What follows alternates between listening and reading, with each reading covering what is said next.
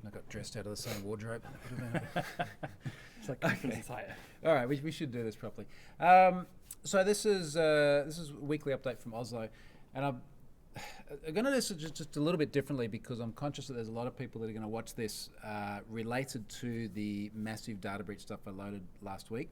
Normally I do this on my own. I'm here with Scott Helm this time. We're in Oslo doing security workshops and talks, and I've just finished, well, at least finished for half the day in this classroom. And you came in at a good time, so, Yeah. so thank you for coming in and answering questions for me. Actually, do you want to talk about what you're doing in your workshop, and we'll just do that intro quickly and Yeah. then get into the other stuff. So yeah, I'm doing my the best TLS training in the world workshop, which is a 2-day intensive course. And that's literally the title. literally the title. Did you come up with that? I mean, it's Well, it kind of started as a tongue-in-cheek thing, and then it stuck. And why not? No one's challenged me yet, so it must be. no one's proved you otherwise. All right, fair enough. So yeah, it's a 2-day course. It's pretty intensive. Day one, we assign everyone a virtual server. They get a certificate from Let's Encrypt, deploy it, configure it. So it's like full setup. Day two, we build our own private CA. So if you want to do things like local dev and test, we have like a proper real CA. You can issue certs for like your whole team, your whole organization, and we learn all the inner workings of CAs. Okay, cool. And I've been doing Hack Yourself First, which is, I don't know, the 60th, 70th time or something I've done this workshop, which has been good. And in fact, I've got to do it again in London on Monday and Tuesday next week. But you know, look, it's good, and I think I've had a couple of months since I've done it, so it almost feels like I've had a break. But yeah, so we are in Oslo. We'll be off to London on Saturday. We've got NDC London all of next week. And then, of course, you'll be in Australia and everything later on this year. Yep. No, not even later on this year. No, it's like April or something. yeah. It's a couple of months away. So, look, I want to jump in. I'm going to do things a bit back to front because there's a big sort of industry furor that happened during the week that you're going to comment on because you sort of know that side of things very well. I want to talk about this sort of Collection 1 data breach first because I was in Australia at home last week. I loaded this data on Thursday morning. I went and got on the plane on Thursday afternoon to come here. And then I spent like the entire plane trip just getting blasted by emails and saturating Emirates Wi-Fi connection. But I got hundreds and hundreds of emails and thousands of comments and things on this incident. And I kind of made a few notes here because there was a lot of feedback. And I mean, you saw some of the feedback as well. And Feedback. The internet being what the internet is, the feedback wasn't always what you call the most constructive. But, you know, maybe starting with the facts, this is a collection of different data breaches. And just to be clear too, like everything that was written in the blog post was 100% accurate and still true and all this sort of thing. And what seems to have happened is some of that's been extrapolated into other things that weren't actually written. So it's a collection of different individual data breaches. There was a list of about 2,800 different alleged sites, as well as a whole bunch of other files from other places, and it distilled down to 773 million odd records. And I wrote about the reasons why I loaded that into Have I Been Pwned, largely because there are about 140 million email addresses in that data set which had never been seen in Have I Been Pwned before. So that's a whole bunch of people that I can sort of now reach and hopefully convince to change their password management behaviours. And, you know, I was sort of pretty clear about precisely what it was. And somewhere along the line, obviously it just got a huge amount of traction and hit sort of consumer land in a massive sense. And to put some shape around it, I think it's about 13 million people that came to Have I Been Pwned, mostly over the space of a couple of days, and of course searched for their email address and found themselves in the breach. Where things seem to have gone off the rails a bit is a lot of press picking it up and sort of implying that there had been a new breach and it was 773 million records. It was the biggest thing we've seen ever. Okay. And I mean, you saw some of that as well. Yeah. And then of course people like to pick that up and they go, Troy's misrepresented this as a new. Well, no, like I wrote 3,000 plus words, and I think you know I do this as well. I'm sure you do too. But like I'm conscious that there are blog posts that are going to stir up a bit of controversy, and I labour over the wording and making sure that everything is 100% accurate and articulate. And if anyone ever has any doubts, they can go back and pick it up from there. And you know that's what it is. It's very, very crystal clear in there. So unfortunately, it did get blown a bit out of proportion, particularly by mainstream media. But you know, this is also what they do. In a way, I kind of don't care if it got misrepresented a bit if the end result was people came to the site, excuse me, found their email address, and then went, oh, there's this thing called data breaches, and I should actually change my behaviour because of it. Yeah. And, you know, I mean, we both spend, as we can see here, like a huge amount of our time trying to be educators and trainers and hopefully trying to change behaviours for the better. And without a shadow of a doubt, there's a huge number of people who have now gone, oh, yeah, look, our data does spread around. A heap of them are hopefully using better passwords, hopefully getting password managers and changing their behaviours. So, yeah, I'm almost of the mind that the ends, or the means justifies the ends, if the press did misrepresent it a little bit, because it has led to positive changes and positive behaviours. Yeah. You know, a few different things I made notes on here. If you got kids in the car, turn it down from here. Uh-oh. It took me about 7 hours before I got my first go fuck yourself, which is not a record. I'm sure I've done it in less time in the past. I'm sure I will again. But there was a bunch of angry, abusive comments on my blog where I had to actually go and ban a few people. It was pretty rare to ban people. But just really aggressive. And I'm not even entirely... Like, you saw some of them. Why were they upset? I tend not to read the comments now. Like, Angry honestly, internet people. like angry internet people. In fairness, I do read the comments on my blog.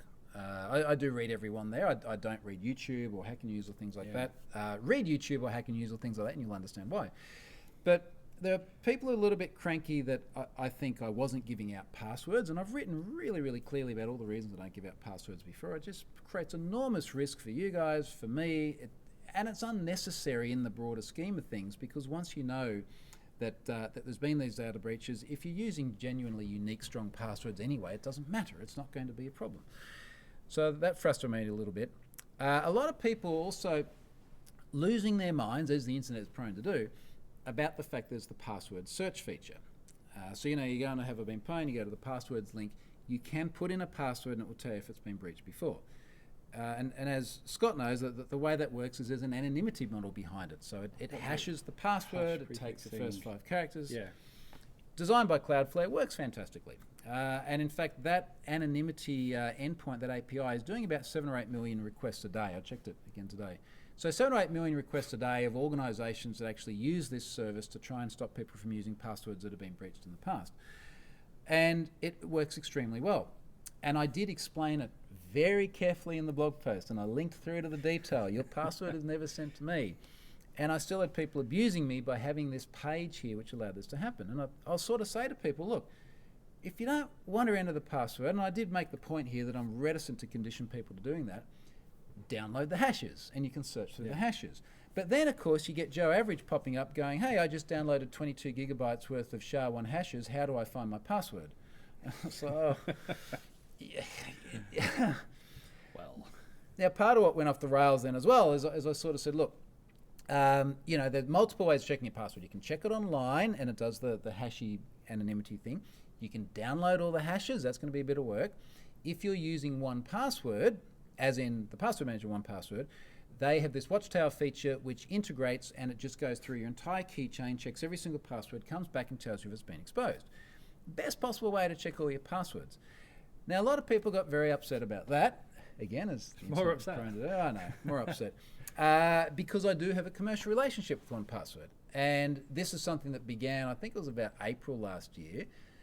And that was about, I think, 7 years after I started using 1Password. So I used them for like, you know, a decade or half a decade or more. Really liked it, and eventually said, look, let's put you on Have I Been Pwned, so that after people find themselves breached, I can actually give them guidance about what to do. Go and get a password manager, create strong, unique passwords. And really, like, this is the entire takeaway of the whole thing. Regardless of what the breach was or whether it was overhyped or not, get a freaking password manager and stop reusing them. Some people are upset because I didn't go into detail about other password managers, and there are many out there. There's LastPass and Dashlane and KeePass and a whole bunch of others I've probably never even heard of.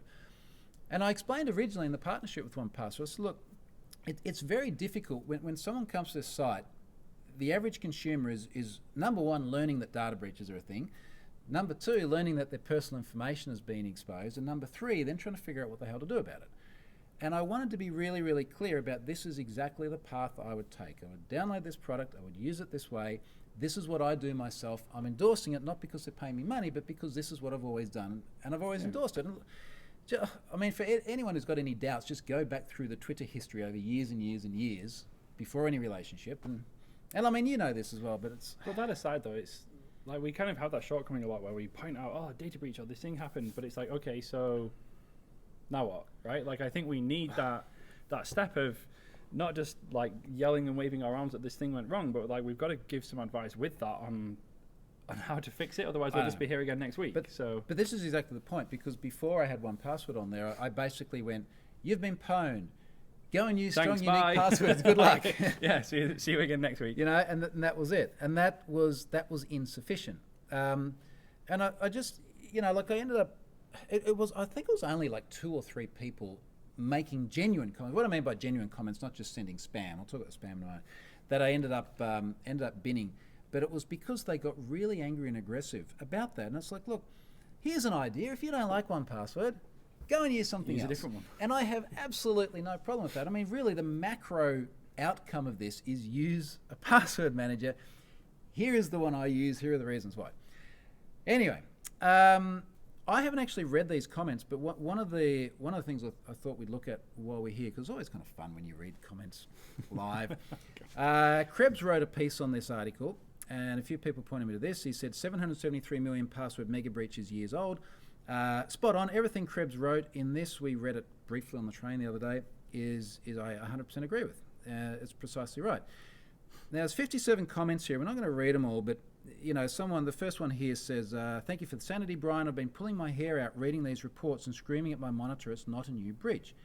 The initial report stated that very clearly. So thank you, Andrew Rossetti. But I guess writers figure they'll get more clicks if they sensationalize it, which I think is probably what happened. Mm-hmm. Oh, wow, here's a good one. Let's read this out loud.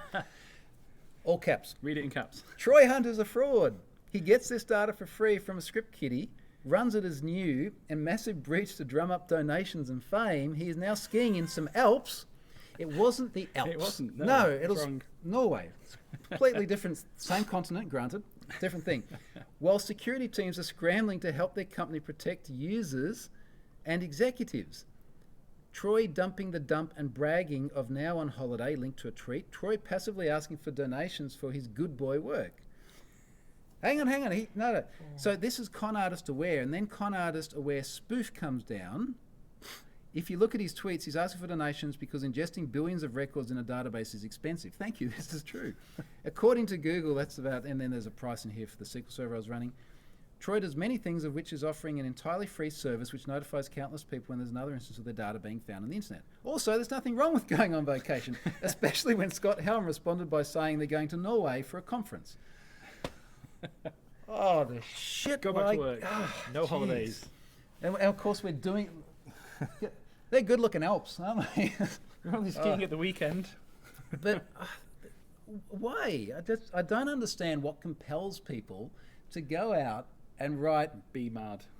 Just like, why are you so angry? Particularly when you do this and you make it available for free, and like the whole point here is to try and improve things. Anything else in here which is really crazy? Just look for the caps. Just Yeah, are there any more caps? You can usually tell. Look, the rest of it seems to be fairly reasonable, but there just seems to be it's almost like a subculture sometimes that just wants to get cranky at the fact that, I don't know, the service is popular or that it gets press or I don't know. They just want to be cranky. Like maybe, you know. But you know, in fairness, to sort of move past that, because I really don't like to dwell on it as well.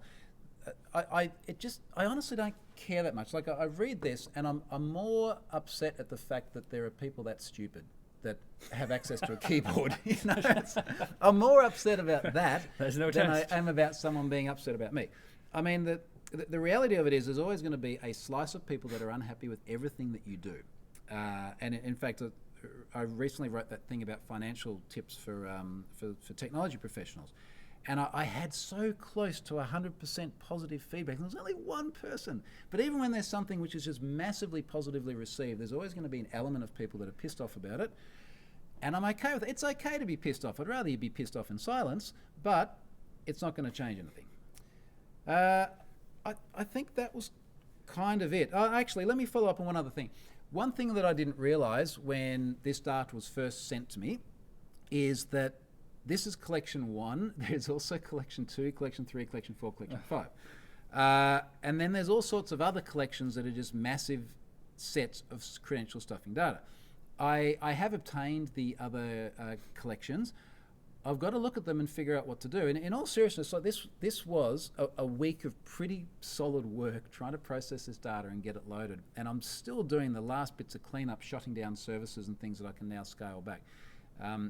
Even the figures I had to spin that database up to process taking the subscribers and then matching them to the data set and sending the notifications. I sent, I think, almost 800,000 emails when it first got loaded. I'm still recovering from all that. And my wallet is going to get belted by that, but I did get a lot of donations as well, and they are going to cover the cost, so I appreciate that. But there are these other collections, so I now need to look at those and figure out what to do. We're obviously flat out here. We're flat out all next week. It's going to have to be when I get back to Australia, I think, and I'll deal with it then. So look, let's move past that. If you just tuned in to listen to that bit, thank you very much. And I guess watch out for other collections. Videoland, do you want to? I'll tell you what. Let me talk about the tweet. I'm going to relay the original tweet, and then you can talk about what happened, because this is something that sort of smashed both our Twitter timelines whilst we were skiing in the Alps. 4 days as well. Alps? Oh, not in the Alps. Not bitter. All right, so the Hacker News. 4 days ago, so based on our time here in Norway, this was on the 19th. They put out a tweet here. They said, "We all love your media player, but that's really rude. Hashtag VLC." VLC, of course, being a very popular media player that I've certainly used many times in the past. VLC developers refuse to consider software, hashtag software, update over HTTP as a threat. So what's happened here is someone has logged a bug report saying that the VLC update mechanism happens over HTTP, and that HTTP is an insecure transport layer and it presents risks. Nothing too sensational about that so far. Where it went off the rails is that VLC responded, and this is their entire response: no threat model, no proof, no security bug. And that was it, and they closed the ticket out. And then the Hacker News says it wouldn't hurt if you simply consider the suggestion. What happened from there? And in fact, how did we end up involved in it? We're tagged in the original tweet. So they put a screenshot of the bug report, and then in the image they tagged me, you, Miko, Hacker Fantastic, who's a guy in the UK near me, and Elliot Alderson. So we just got tagged as like people in the screenshot, which meant that we were involved from the original thread, and thus like the avalanche that came after it. So yeah, it just kind of, I feel it just went completely like off the rails in two different directions. Let's be objective about it. So what's the risk being explained from a technical perspective, and then what's the mitigating factor? Well, the risk is the downloads are done over HTTP. So you want to either get the original file, or your install is going to go get the update file. It's pulled down over HTTP. And I think it's kind of like a short bug, but it's like, this is not safe because you're pulling down the installer over HTTP or the updated version. So the risk there, I guess, is that something may happen to that in transit. It could be switched, it could be modified. Subsequently, like, we obviously didn't hear this back from VLC in their original comment because it was so small, but they subsequently in the thread say that they sign their updates, and the previous version contains the GPG key to verify the signature on whatever it pulls down from the HTTP update site. Right, so every update effectively has cryptographic verification before it's installed on the machine. Yeah, so it can verify the signature on the file that it downloads. Okay, and so their defense was, we don't need it because there's all sorts of technical complexities by implementing it, which, to their credit, they're mirrored extensively. It's globally distributed across, I imagine, all sorts of CDNs and mirrors and everything else. Mm-hmm. And then they're saying, but we've got GPG validation anyway before the thing's installed. But what about that first download?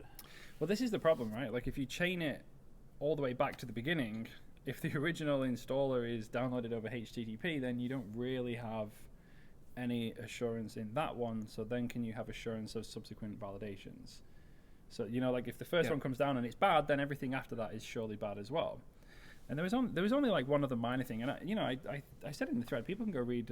Obviously, everything's on the public timeline, and I was like, look, like I appreciate this is often a lot harder than people think it is. They're like, hey, deploy HTTPS. Like we have some magic switch, and they'll just go into the data center and be like, boop, HTTPS. It's not. There are complexities for these deployments. So I was like, the only other thing that I could really see, and I was just kind of thinking out loud, was that if you're on like version 1.3 and 1.6 is available, but 1.4 has a vulnerability, like someone could force you to upgrade to only 1.4. Yeah. So, and I was like, and I said at the time, again, it's not really a particularly massive thing. I appreciate, especially as I think they're like open source / free project. They have like funding issues and resource issues as well. So, there's a lot of factors in there that people need to recognize beyond HTTPS is not just a toggle switch, right? So I guess, and first of all, like you chimed in with very neutral, I would say, comments or very understanding comments, and I didn't chime in at all because I was snowboarding in the Alps. But I guess what we wanted to see is we wanted to see technical discussion about pros, cons, good reasons, bad reasons. But what inevitably happened is the thing just turned into an absolute shit show. Like there's no other way to put it, right? That's the correct term. And basically it just, I think Videoland, which is it's at Videoland on Twitter, seemed to keep digging in deeper and deeper and deeper and pushing back against people who were pushing forward. And it was basically escalation. And there's certainly, it wasn't just Videoland, it was other people from the other side making it worse and worse as well. But where I think a lot of it went off the rails originally, and someone, I just favorited one of the tweets in here, someone says, perhaps if you had responded to the ticket and conducted yourself in a more professional manner, you could have avoided this shitstorm. No threat model, no proof is not a reasonable response to an issue in question. Now, I get why Videoland would have made that comment. I think the point here is that it was very abrasive and it led to escalation, and then it just escalated more and more and more over that. So inevitably, there's something to sort of be said there. One of the things that I think upset you and I a bit, and again, we're passively sitting here watching, we're literally on the train, and our Twitters are just ding, ding, ding, ding, ding, ding, is that there seemed to be an undercurrent of people who started saying, this is InfoSec Twitter, they're always bad. And I don't know why the generalization. I mean, if they had said, there are some people on here and they're being dicks, and they are in InfoSec, like I would have got that, but I really dislike the generalization of suddenly saying this entire industry is bad because there's a few people in there who've been very abrasive. I think we should be at a point now with our understanding where you can't just generalize a whole group of people based on one metric, right? Like that's just not cool in any scenario. You can't just say like, oh, this whole group of people are just bad. But it's just not. It also seemed to be that like the Videoland account was saying, we've never had anything other than negative interactions with quote unquote InfoSec Twitter. And then they're saying at one point, look, we're now getting DDoSed because of it. And obviously, if that's happening, then that's not cool in any way, shape, or form. I mean, don't go and DDoS people at all, regardless of the reason. So that wasn't cool. But again, it was like the escalation, and suddenly the negativity is being directed back in an entire industry of which you and I are a part, and we're in that thread, and we didn't really like seeing. And I'd also say on that, like, if you're going to get a bunch of people cranky, it's probably InfoSec's not the bunch you want to get cranky. Yeah, we've seen a lot of incidents in the past, and again, people doing highly illegal things, where it's literally been poking, almost like poking the bear, right? And then someone... We're unhackable. Oh, well, yeah, I mean, that's it's the same thing, right? It's like, you're going to get the same outcome. So it's one of those things where obviously it looks like they're going towards HTTPS updates now anyway, which is kind of... Which is a funny outcome of the thread, right? Like, which was kind of the original point. And look, sometimes you'll see this and there'll be tensions escalating on both sides, and then everyone will go to sleep and they'll sober up or whatever else it may be. They'll come back the next day and it's all cool. But this went on just for days and days, beyond the I am having a bad day kind of factor. So, look, I guess the outcome of this is good, and I'm almost a little bit inclined to say this is another case where the outcome was good, there's a bloody mess going through it, but the outcome is good, and if at the end of the day we get to the point where we go, okay, well now this risk, which was the initial download, has been solved, then I guess that's a good outcome. It's just a shame that there had to be so much ego bashing along the way.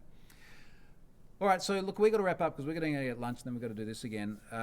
This week I've got Twilio sponsoring my blog. Twilio picked a very, very good week to sponsor my blog, I must say, because it'll be the biggest week ever, I think.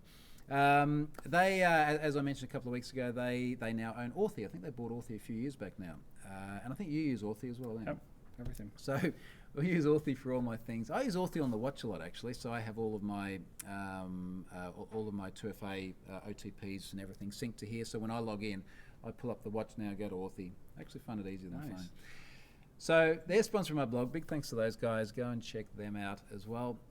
Next week, we'll do this again from London next week. Yeah, it'll be NDC London, right? All right, and there'll be another shit show on Twitter before then. So thanks for watching, and I hope this has kind of been useful, particularly if anyone's stuck by who would normally not be here. See you later. See ya.